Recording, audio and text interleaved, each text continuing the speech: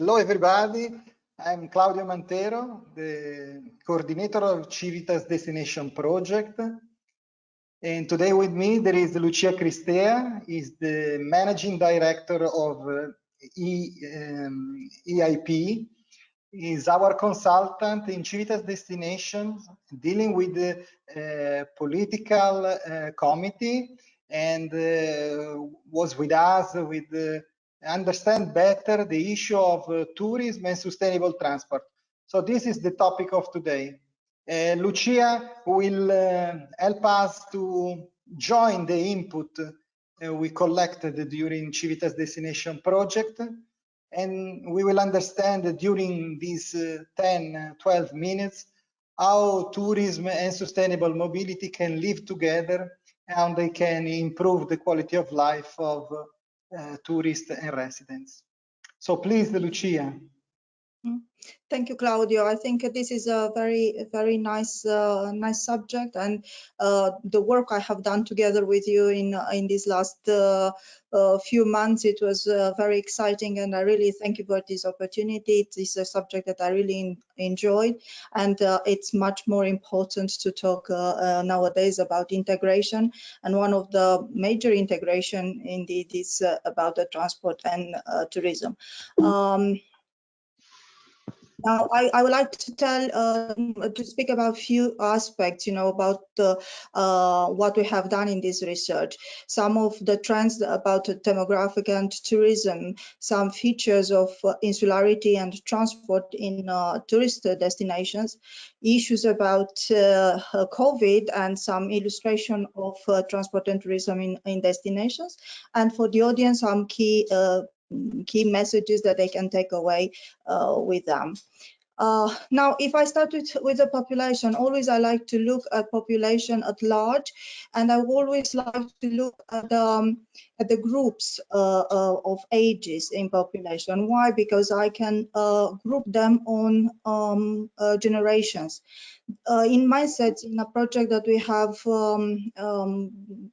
studied in at the beginning of Horizon 2020. In fact, I think this was one of the first projects funded by Horizon 2020.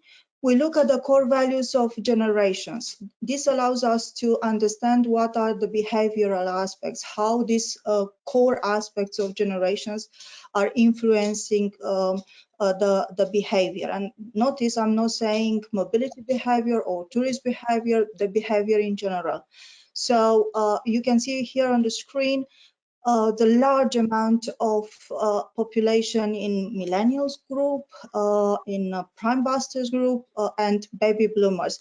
This more or less is between 25 years old and 65. This is the core part of population, but three types of characteristics. This allows us to understand how we can develop new products and services, both in tourism and in mobility. Please bear with me. These are the figures, trends put together a few years ago in 2018. It was before COVID, so bear with me with the statistics are not COVID related yet. Now, if we look at the trends towards 2050, these are the trends. As you can see, the larger population of the groups that we discussed earlier, they are going quite old, and this is what the specialists, especially the sociologists and sociologists and psychologists, called the aging of the population. And why is important to find out these ones? Because we have to develop particular services that cater for this type of population. Now, I put here which are the main values that are transferring from a type of generation to another. Whether the older generation, I talk here about generations that lived in 50s, 60s, and even 70s. They were very competitive. You all know how it was the race for having and owning, and it was a race between everybody in possessions. This is now transited to collaborative. You know, the younger generations are collaborative. This, in fact, features the sharing perspective in mobility and even in tourism services. Whether the older population, they were trying to protect the environment. Later on, they looked towards the sustainability, and this sustainability has now very important aspects that seeded this movement for carbon reduction, and we all know what's happening these days in this matter. In terms of ownership, I said earlier that we were competitive and we want to own.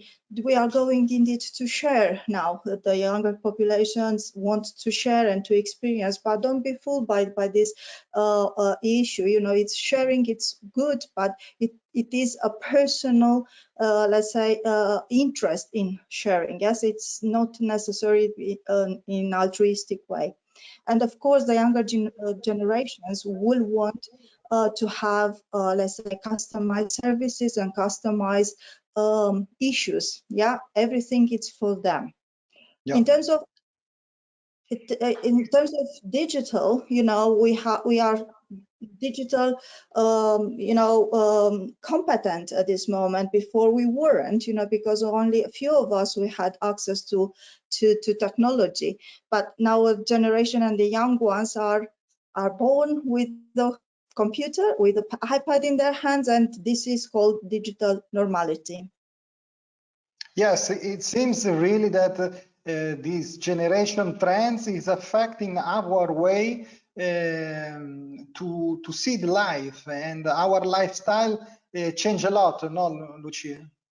Yes, indeed. I think this is why we have done this study, because this allowed us to understand which are the changes in the lifestyle, because these changes in the lifestyles allows us to understand which are the propensity to use a certain type of services, be it transport, be it health, being tourism, whatever type of services. This propensity of issues or key values allows us to let's say shape a certain lifestyle.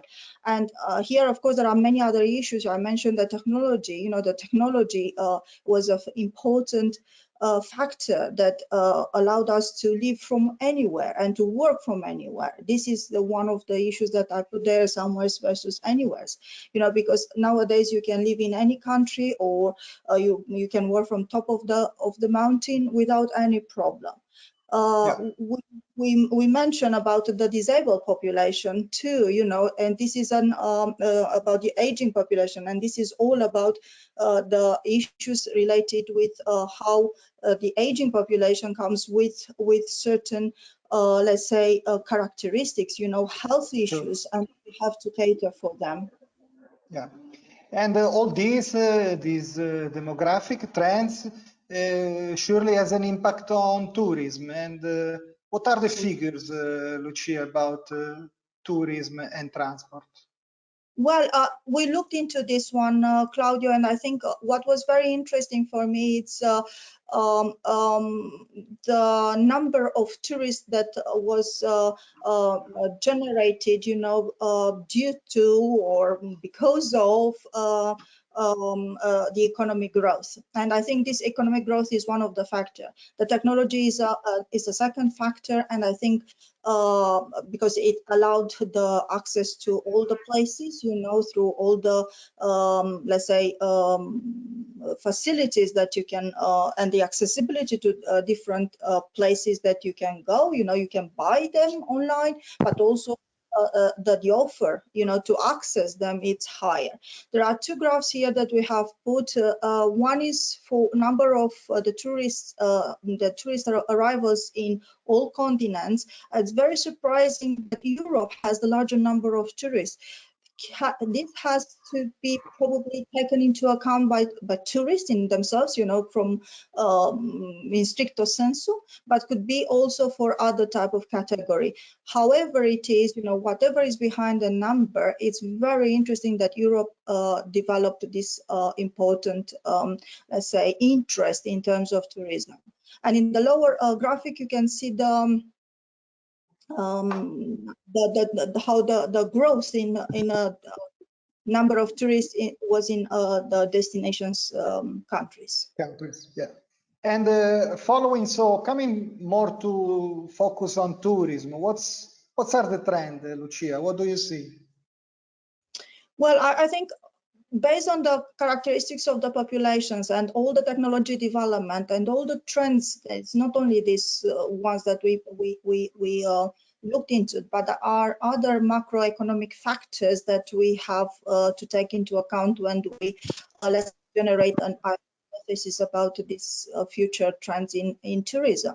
And one of them, of course, is digitalization. You know, it's very important. You either can travel online nowadays, yes, you can be a virtual traveler, or the technology allows you to have access to the facilities, you know, to tourist facilities. Yeah, I think it's very interesting to take into account that this responsible tourism. You know, many do not know, but the hotels, you know, that have developed their green labels or the environmental friendly, let's say, labels because of tourism, because they want it to be, let's say, sustainable and protecting the environment, and they wanted to pass on their experiences to the hotels, and they wanted to know that their efforts are taken on both the hoteliers and the hospitality industry in general. So it is very interesting how these are you know, these mechanisms, you know, of influence between the let's say the tourists, you know, the end users and the service providers. You know, they are influencing them, you know, themselves. And it seems that the tourism, the rising trend of green tourism, could be really walk together with sustainable mobility. What do you think, Lucia? Absolutely, I totally agree. I think sustainable mobility, it's part of the experience, as I put there, and we discussed this before. I think this is so important to take into account, either as mobility provider or tourism provider, service provider. You know, that people want to have experiences rather than products. You know, either mobility or tourism. So this link between them, the knitting between the core aspects between mobility and tourism are very important to make the tourist, you know, a valuable experience. Equally, we have to think about the inhabitants. You know, they will have a very nice experience in their own city if everything will be very well integrated. Yeah, and speaking about island, we can move about cities. Sorry. So we spoke about so the importance of residents. So in our project, we were a quite special project because we have 6 islands. So what do you think about these opportunities for the project? I think it was an amazing project from this point of view. I think personally, I really I remember the first, let's say, first discussions in the proposal phase, you know, probably 2 or 3 years before we started the project, and with a core group of people, you know, we really looked into how we can link these two important aspects in important sectors of economy of islands. But I think, Claudio, I think you know more about islands. You live on an island at this moment. What are your suggestions? What are your issues about, or what are your, let's say, experiences, and what would you like to share about the insularity? We all know that it's very important to understand more about the core aspects of insularity. Yes, Lucia, thank you. So there are 4 points that I think are quite well highlighted in this slide. So the small dimension, first of all, the islands are limited in space, and but each of one are rich with natural and cultural resources. So they are proud of their peculiarity, their specific identity. Together with this is a place that physically, not only physically, but only mentally make you feel a part. And this is very good, especially when you want to make innovation or you want to test something different. And especially we tested in destination this feeling of try something new in sustainable mobility. And the last is the geographical isolation. continuing, yeah, please, Michelle.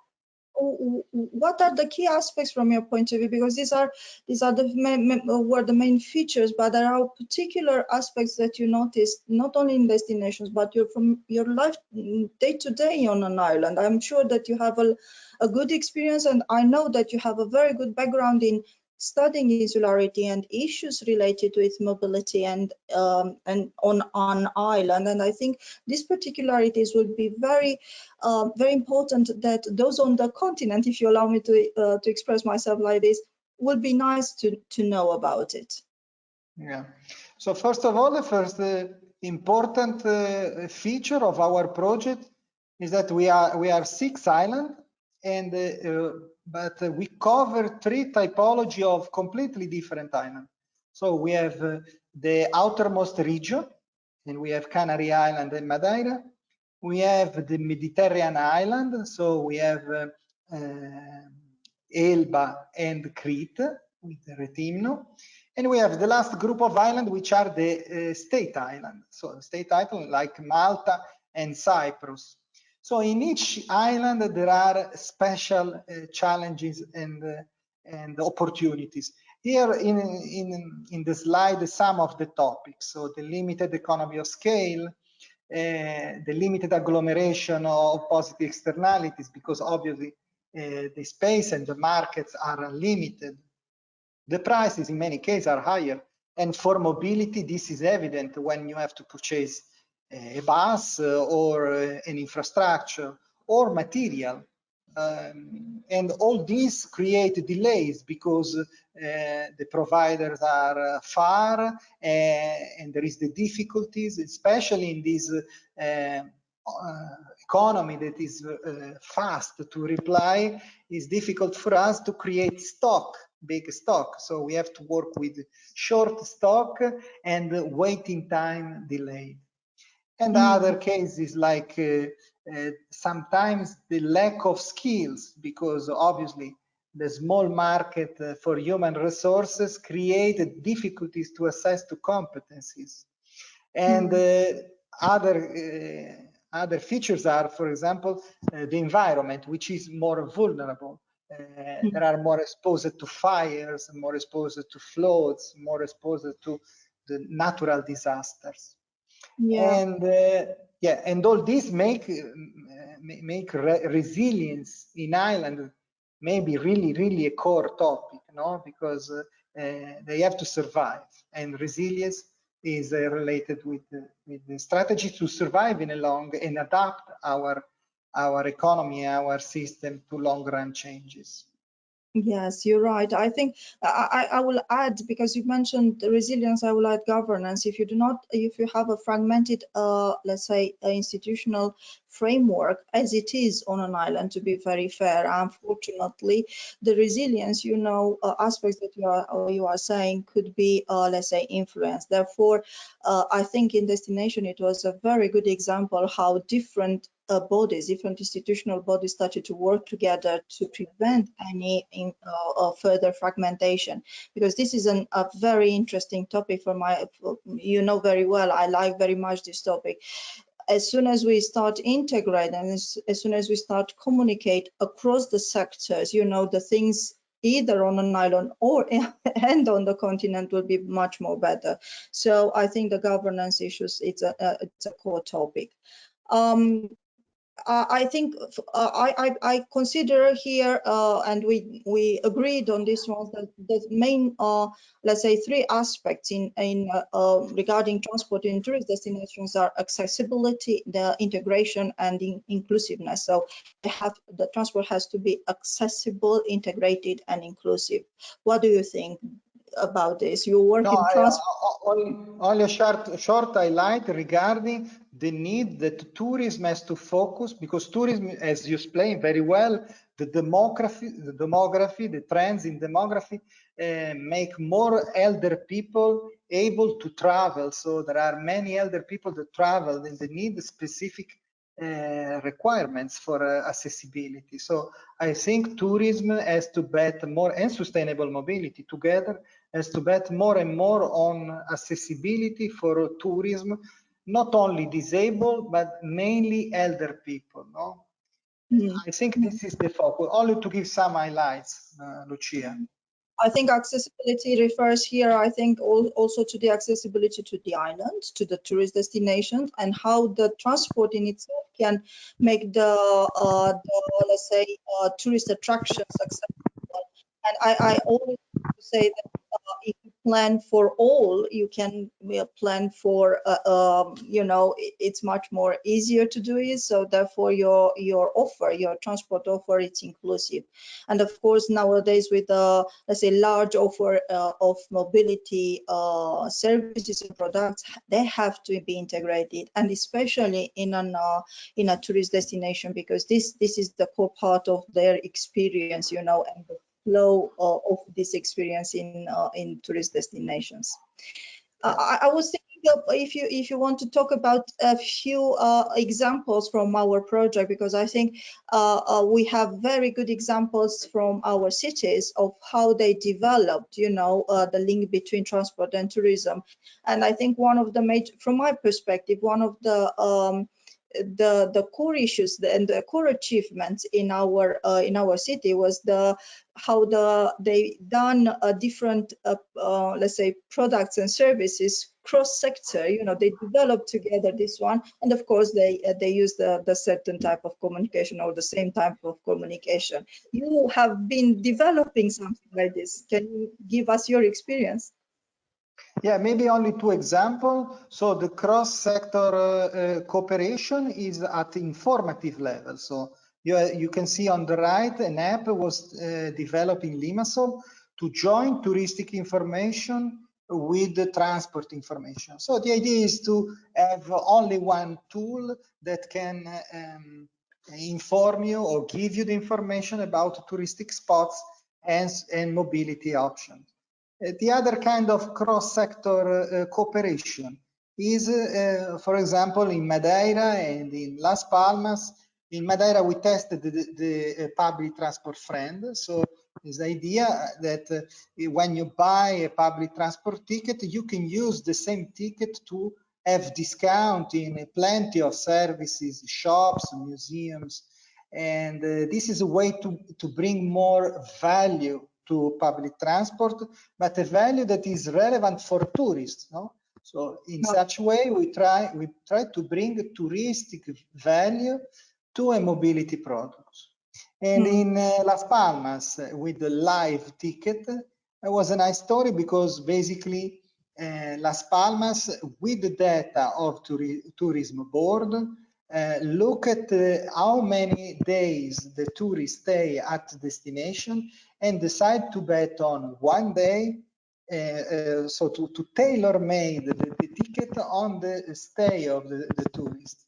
So in this way was born this integrated one-day ticket or multi-day ticket in Las Palmas, together with a point, a credit system, green credit system to add advantage and discounts in shops. So this is the kind of experience we tested. Yeah, very interesting. Pointing out on the screen, this application allows the disabled people to know where to access the beaches, how and where, which are the points to access the beaches. And this is very interesting. One of the measures that I really like in destinations, how disabled people have access to the beaches and to the sea. Excellent example of collaboration at local level.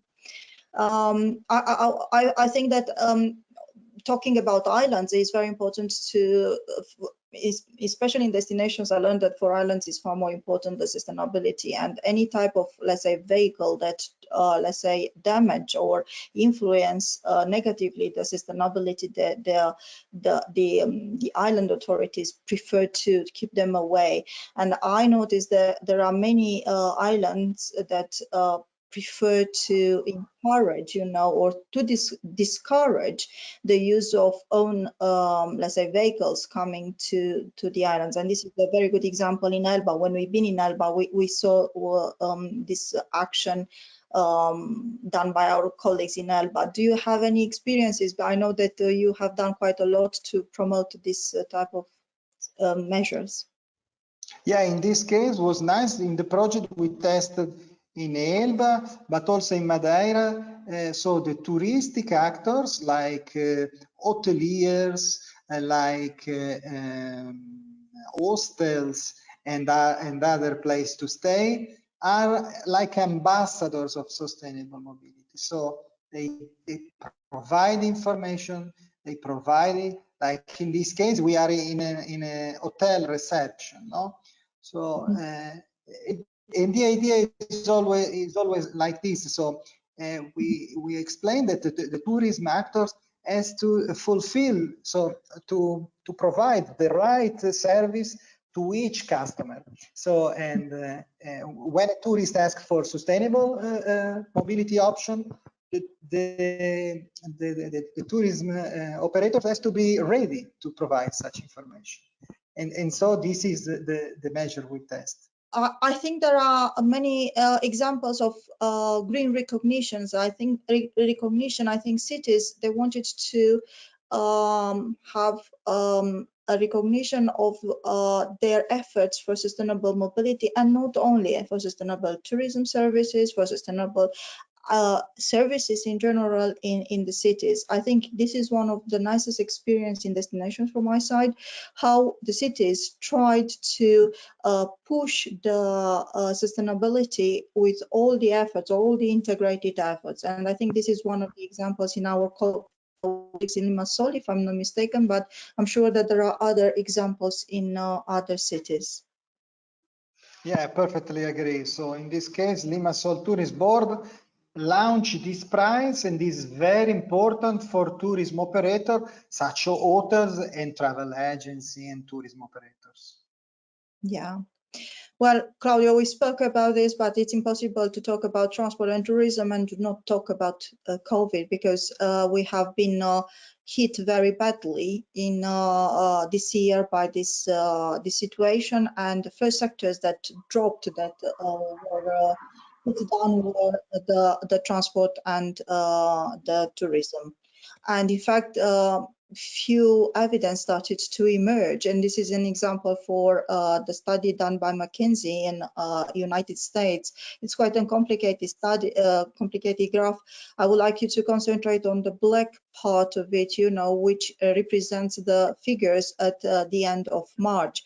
This means that the entire industry, irrespective of the sector, was down.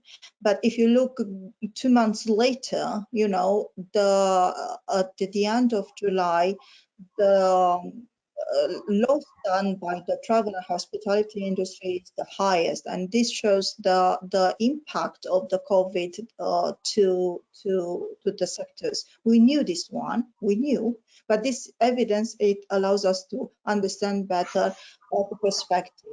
And if we look at the same issue, but on the countries, on certain countries, by evidence here by the same study, you know, the black dots there are as black they are, it's the problems in taking up let's say the economy in these countries. And the only country that has a bit of let's say a movement in travel and hospitality is China, and I think here is due to national flights. But if you look at the only two countries that are in destinations, Italy and France, they are and Spain, sorry, Italy and Spain, apologies, they are still very dark. Now, in terms of air passenger, we all know the figures dropped in Europe, you know, and these are some figures at the end of March this year, published by the European Commission. There were only few statistics available in this period, but the European Commission used this one to create new policies. And one of the first, let's say, regulations that the European Commission did after the pandemic were, let's say, was towards reviving the transport in Europe and the tourism sector. And I think this is, in my opinion, historic low values. I think we have discussed very nicely about what we found in our research, and I think it's valuable to put together. We put together this messages, takeaway messages that everybody could understand and build up on them. From my point of view, and I think there are few relevant examples for let's say key issues that each of any touristic let's say city or destination should take into account. But I think it's very interesting for those ones that are not as touristic, like our civitas cities, to take into account too. I will talk about few, but please, if you have any ideas, would you prefer to start? Yeah, exactly. Here are some topics we selected together. So, and the more relevant are related to resilience, which is one of the flagship concept in destination, especially because we have island, and the island are the place, the best place in which since the beginning we experience resilience. So struggle to change and to adapt to the long run situations that appears for environment or economy situation. Well, obviously, I think another topic is the integration between and cooperation between actors. So we discovered that businesses in tourism, in health, can work in a very interesting way with sustainable mobility, with partnership, with cross discount, with integration of businesses. So there is a great space to deepen the integration between different markets. Obviously, with the COVID situation, as Lucia explained, that affected very much the islands, because in islands the tourism has a role in the economy more relevant. The idea of trust and build trust and confidence is more and more essential. So the idea, the seals of safe and clean place, safe and clean establishment. So all the seals that assure the safety are relevant. And obviously, because we are islands and it's more difficult for us to have the physical contacts, the platforms and the tools are essential to exchange experience and avoid mistakes and find synergies between islands, because the trends are very, as we've shown since the beginning, the trends are common, no, Lucia?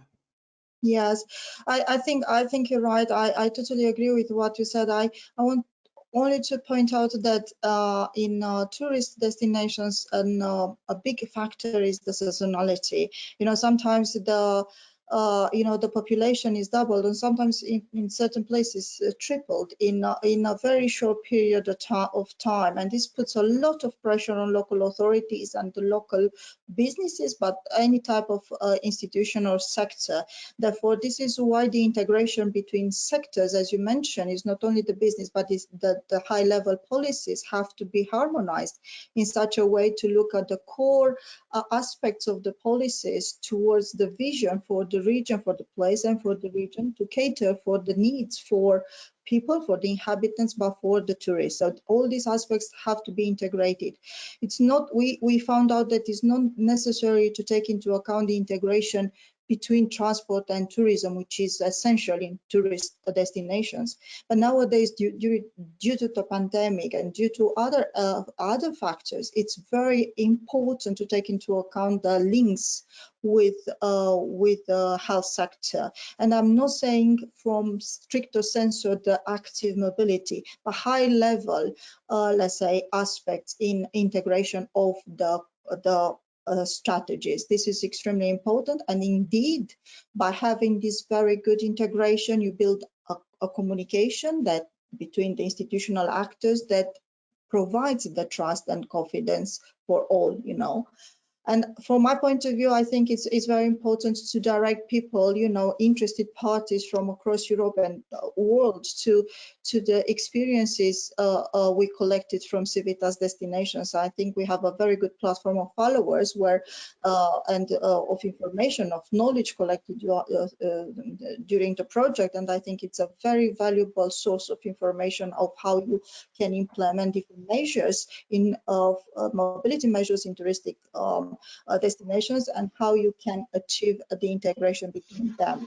And of course, promote yourself. My advice is to promote yourself. Use the social media as much as possible and the virtual channels to promote yourselves, especially nowadays when people are in lockdown or forced to stay more in an isolation, yeah, and the people would like to travel. And I think providing these facilities to travel will inspire people later on to travel. And we do hope that this will last. The situation will last, let's say, very short, and the future normality, let's put it like this, I don't like to say new normality, but the future normality will see us together and not virtual like this.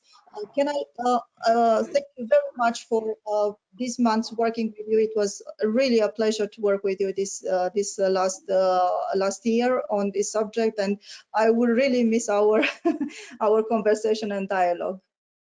Thank you very much, Lucia. The same for me. The tourism and sustainable mobility will be a very good platform topic to work in the future. So this is not the last contact. Thank you very much. Bye. Bye-bye.